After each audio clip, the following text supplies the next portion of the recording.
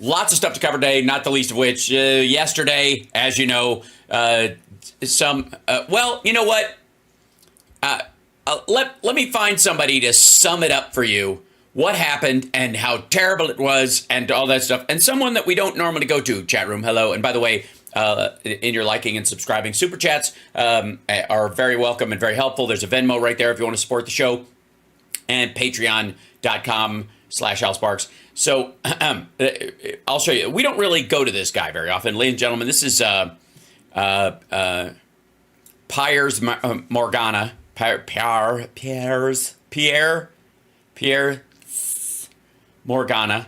And he, most of the time I don't go to him because he's in my who gives a shit file. But he has reach, and some other people do, because apparently he's very famous. I don't know if you know this, but Piers Morgan is very famous for being part of a scandal where they hacked into or stole the passwords for or got around the security of somehow celebrities' phones and whatnot and spied on them, page 6 level shit. Funny how those folks, when they were chasing down Hugh Grant and all that stuff for philandering or whatever, or when married couples are going out and cheating on each other, and yet they never caught Weinstein. They'll tell you all about how Brad Pitt and Angelina Jolie, they were heading into a hotel or not into the right hotel with each other or somebody else, but they never caught Bill Cosby. Did you ever notice? All right, you get my point. And oddly enough, they never caught how the host of The Apprentice was Jeffrey Epstein's running buddy for 2.5 decades. That never came up. But boy, can they chase down a young starlet with an eating disorder. It's interesting. One must be harder than the other. It must be very difficult to stalk a 19-year-old girl from a TV series till she nearly does herself in. That must take so much work. They couldn't possibly look at the public videos and statements of Donald Trump leading up to the election where he had been hanging out with Jeffrey Epstein for a long time. It's a lot of work. It's busy work. That said, this asshole was all part of that. And the reason I spotted this is because in response to the assassination attempt, the alleged assassination attempt, because again, we don't know if this guy was planning on firing on Witkoff or the Secret Service, or if he was even there, which is something I will bring up in a moment. There are a lot of leaps people are taking, and we will get to that. Anyways, hit the like and subscribe. You'll see what I mean. I have not watched this. I've only seen a snippet. I just saw that the thumbnail had Jimmy Dore in it, because that's who you bring on if the former president's been shot at. You go to Jimmy Dore for some fucking reason. I guess Pierce they got that short a fucking Rolodex. All right. Enforcement say the reason the latest shooter got within a few hundred yards of Trump is he's not the sitting president. No, part of the reason he did is because that golf course is within a few hundred yards of a prison, a gun shop, a gun range, a strip club, a bouncy, like a go-go trampoline place, a 7-Eleven, 5 major roads. It's not in the middle of nowhere, dumb fuck. Everybody who drives by with a gun in their car around that area gets within 300 to 500 yards of Trump while while they have a gun and he's out walking around. Always, every time. Look at a fucking map. All right, I showed the map earlier today. It's hilarious. And we may have to bring it up again. But Trump's golf course is right next to a prison and a huge gun range. The road, it's called Gun Store Road or whatever on the north side. So stupid. At this level that he is at right now, he's not the sitting president. If he was, we would have had this entire golf course around it. Well, because he's not, the security is limited to the areas that the Secret Service deems possible.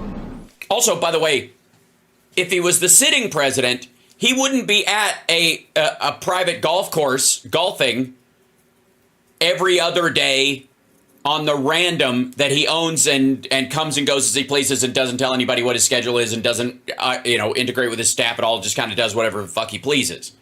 It would be highly choreographed. And again, he wouldn't be at this fucking golf course, which is a goddamn dump. It's a dump. It's right next to the airport, for Christ's sake. Do you want to golf with the sound of jets landing and taking off?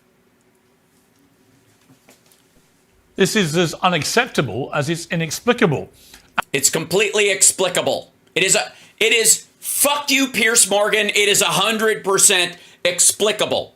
He bought a cheap golf course right next to an airport and a prison that nobody else wanted because it was right next to an airport and a prison. It's got public roads all around it. It's not that big. And depending on which corner you're standing on, you are always 300 to 500 yards from Trump if he's golfing. Period. End of story. I don't care who the fuck you are. You can be on a public sidewalk and be that close because that's where it is. It's not in the middle of Montana, for fuck's sake. Nope, sorry. As president, Trump killed the founder of ISIS and Iran's foremost military commander. He's one of the most famously divisive people on the planet. Right, he's also lazy and can't see past the end of his fucking nose. He's also the Republican nominee for president in a febrile campaign that has just a few weeks left to run. A febrile campaign? Oh, how British. Yes, this is a feverish campaign, isn't it? You know? Oh, yes. Oh, the temperatures are running high, darling, aren't they? It's a febrile campaign. Oh, don't you know? I don't know. Maybe... I believe I've got I've got Trump fever. It's febrile, is it? And above all, he came within a hair's breadth of dying in a round of bullets just 65 days ago. What? Right, yes, another Republican took a shot at him. Uh-huh. What else does a former president, maybe the next president, possibly have to do to justify the highest possible level of security protection? Here's a good idea. Stick to your fucking golf courses that wouldn't shut down a city jail. That wouldn't shut down an entire gun range. I got news for you. If they put a perimeter around that fucking place, every time we went there, the people of West Palm Beach would revolt. All right, hold on. This is going to aggravate me. Chat room, I did it before. I'll do it again. I don't mind. Hold on. Map. There we go. Got there. Now on to go. Trump International West Palm Beach. Now, for those of you that weren't here earlier, ladies and gentlemen, lovely. I'd like to present to you, if I could, Piers Morgan. You can fucking follow along, can't you? Oh yeah, right? Okay. So if there was a perimeter around this area that, like he's asking for, I'd like to tell you, I think this is the entirety of the course. Here you go. This is, I'm going to shrink this out a little bit more. Okay, here it is. This is Trump International Club, West Palm Beach. This area right here. There's golf's all around here.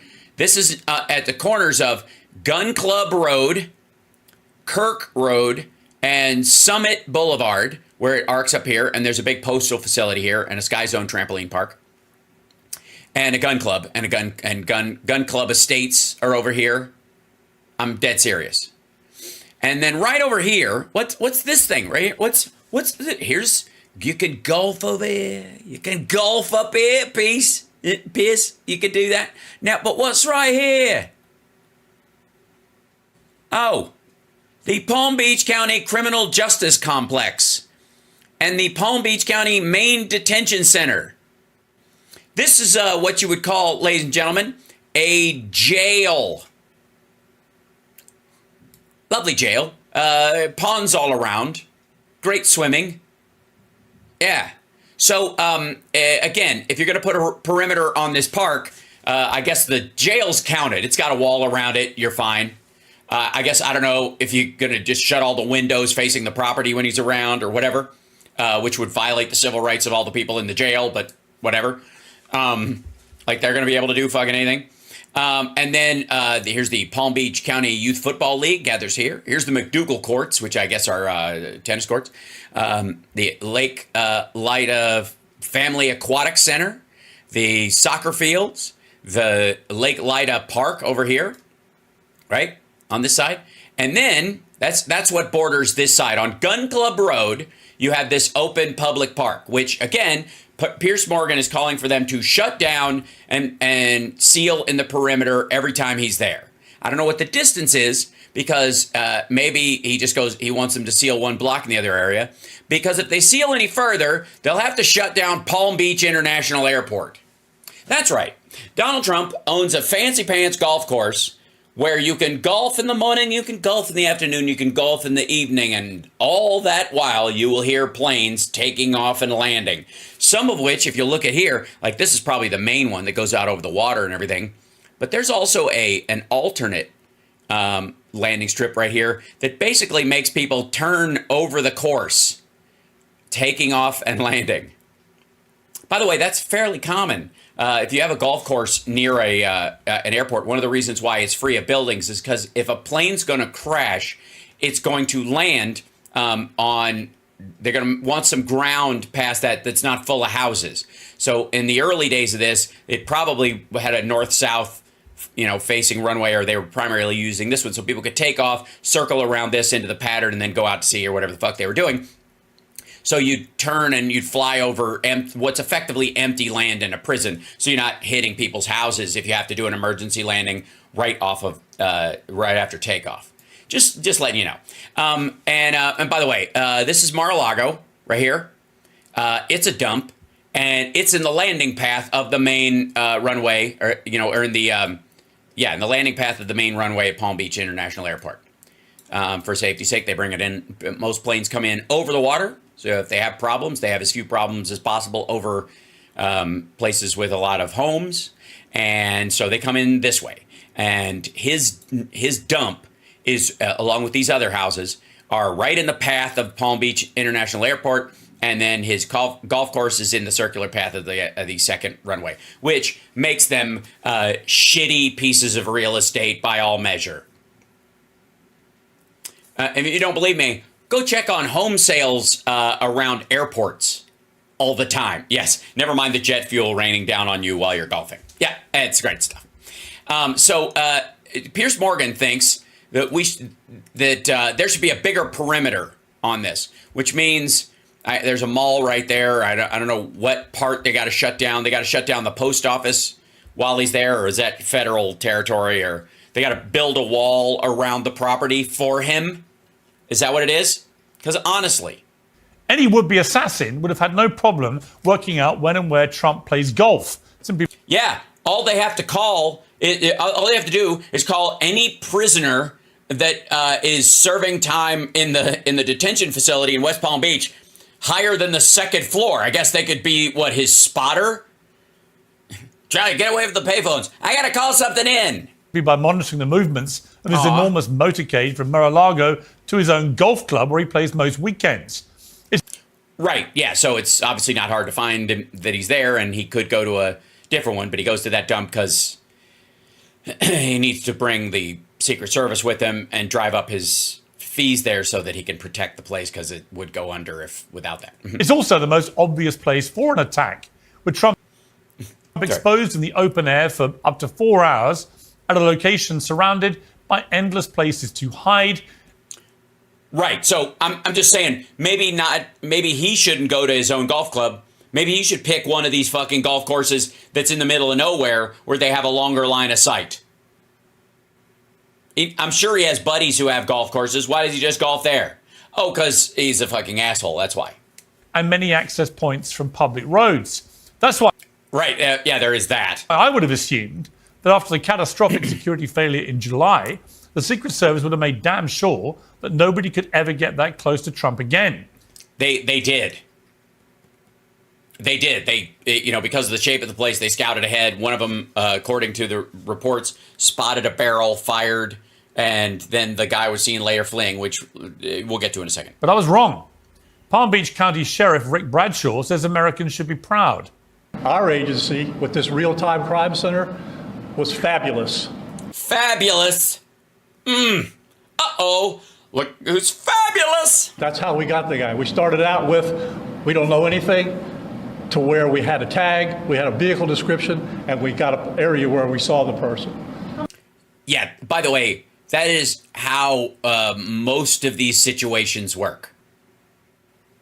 I don't know if you know this, but most crimes should start, I guess is my point, with you not knowing anything. Because if you know something beforehand, that's where you'd get into trouble. So be proud of your law enforcement. Spare me the plaudits. The gunman was able to hide behind a chain link fence 300 yards from Trump. Citation needed. According to the Secret Service report, and he may play some of this, I don't know. The Secret Service agent who fired, the only shots fired that day came from the Secret Service. The Secret Service agent who fired only saw a barrel. He didn't see a guy. He didn't see anybody leave. He didn't see the guy fleeing. He just saw the barrel of the gun and fired on the space. And then later, somebody saw Ruth running away.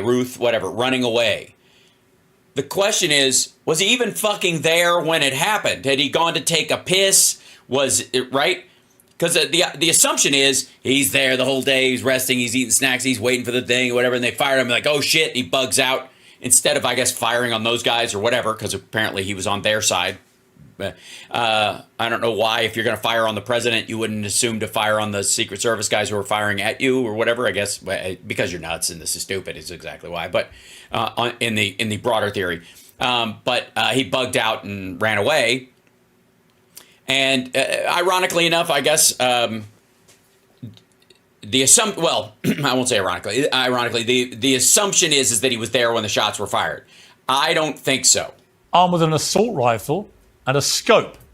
Fortunately, a sharp-eyed agent walking one hole ahead of Trump. Fortunately, those are still legal in the United States because of the assault weapons ban ended, and also Donald Trump signed a bill signed an executive order allowing people with mental health issues to get their guns back. Fortunately, spotted the rifle sticking out of the bushes and opened fire on him. No. So the rifle uses he/him pronouns. He spotted the rifle poking out. There's no word that he actually saw the person, causing him to flee the scene. No, we don't know why he fled the scene yet. We still don't. Again, so many assumptions. That agent deserves great credit for potentially saving Trump's life. But the fact the shooter got so close is another abject security failure by the Secret Service, and frankly, a disgrace. Do you think it's possible? I do actually. We find out that this dickhead thought he'd set up a station because he didn't trust that the Secret Service was protecting Trump enough, and so he was going to watch out for him. That's another, because this guy's nuts, and he doesn't have a real ethic or real moral center. So one day he's against him, one day he's for him because he's nuts. The suspect has been identified as Ryan Wesley Ruth. We know he took an intense interest in the war in Ukraine. Known to his friends as Baby. Sorry. Attempting to recruit foreign fighters to support Zelensky's forces. You know, we need thousands and thousands and thousands of people here fighting with the Ukrainians. We need, you know. Which is, by the way, right at a time when the Russians were saying there are thousands and thousands and thousands of people from all over the country. NATO forces are in the country, and there's foreign fighters everywhere. Remember that talking point that Russia was using? That basically we're at war with NATO already because there are countries. This guy was alleged. And by the way, the people who are, part of the Foreign Legion said he's full of shit and disavowed him like in June because he's crazy. You know, we've got 190 countries around the world, and we need thousands from all of them. If the governments will not send their official military, then we civilians have to pick up the torch and make this thing happen. Well, there's now a fatuous tug of war to establish his ideology in the court of public opinion. He reportedly voted Trump in 2016, but later backed Nikki Haley, donated to Democrat campaigns, and parroted the view that this election is an existential threat to democracy. Yeah, real quick. How do you end up on Tulsi Gabbard's side of this circumstance where he's and by the way, he's not talking about she was in the Democratic campaigns. When he's talking about Nikki Haley, he, you know, in the post that I saw, he wants her to join up with Vivek Ramaswamy as Republicans. That is, he wanted to see a ticket of as an alternative to Trump. But I don't know how you're pro-Ukraine and pro-Tulsi Gabbard, and certainly not pro-Vivek Ramaswamy, right? Yes? Seems odd. None of that matters, though. Ruth traveled to Yeah, what matters is he's nuts. He's fucking nuts. Right. Trump's golf course with an AK-47 and a GoPro camera to film an attempt on the former president's life. Leap. That's a leap. We don't know that. I mean, it's very possible. It seems the logical conclusion, but we don't know that. Again. He should never have got anywhere near him.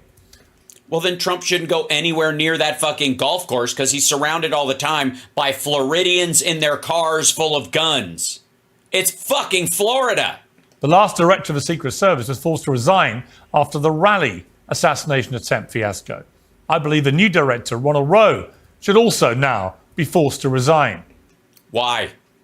They did their job. They scouted ahead. He never got close to him. Anybody who was line of sight, they went out looking. There's too much at stake here. There's been so much talk in this election about democracy, but there's no democracy if the candidates don't survive to face the judgment of voters at the ballot box in November. In a moment, I'll be joined by my first... Oh, fuck off. Anyways, that's his opening monologue about this stuff. It's like how it's such a fucking pearl clutch from all these assholes. And it's so aggravating. It's so, what's the word? Lame.